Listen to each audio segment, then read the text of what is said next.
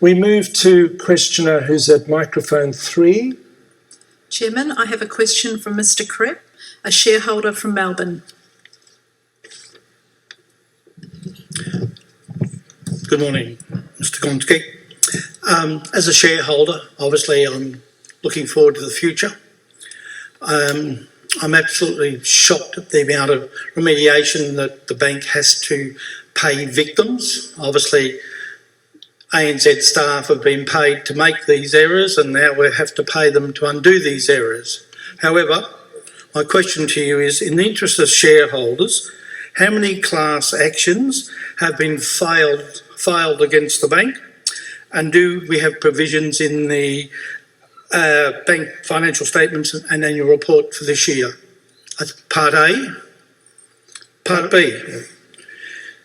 Is there any other current litigation against the ANZ Bank, including a claim under any creditor's statutory demand? Again, are provisions included in the annual report? And if so, where?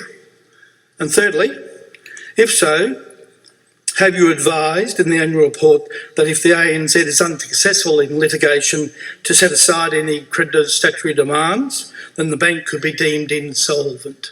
So it's a three-parter, A, B and C. Well, while our General Counsel counts up the class actions, if he can, let me answer C firstly.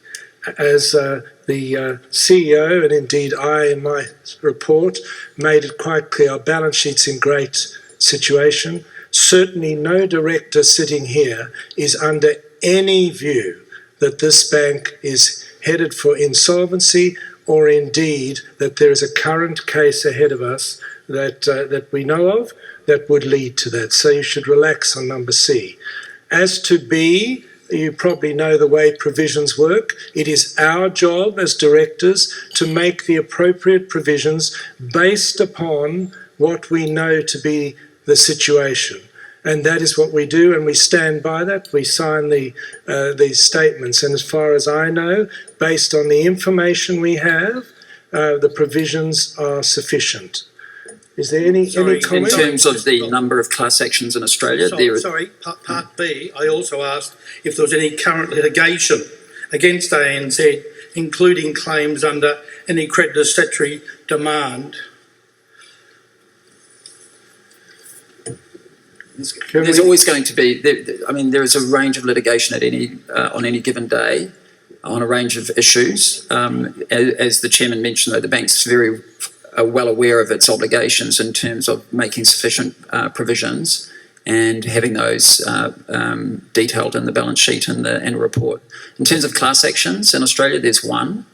There's one outstanding, and there's one that has been announced by a litigation fund, but we have not actually received any notice of that at this point. And again, they're well provided for in our accounts. Mr. Elliott, at the HEC, what number did you quote as class actions? I was talking about Australia here. There are some, I can't remember the exact number I quoted there. I think it was about 8 or something like that. There are some that are international. They're not necessarily, we don't have the same legal structure in all the 32 countries that we operate, but I included things that would be the equivalent of a class action. And all of those things are well provided for in our accounts. Thank you. But back to my question B, is there any other current litigation against ANZ, including under any creditor statutory demand?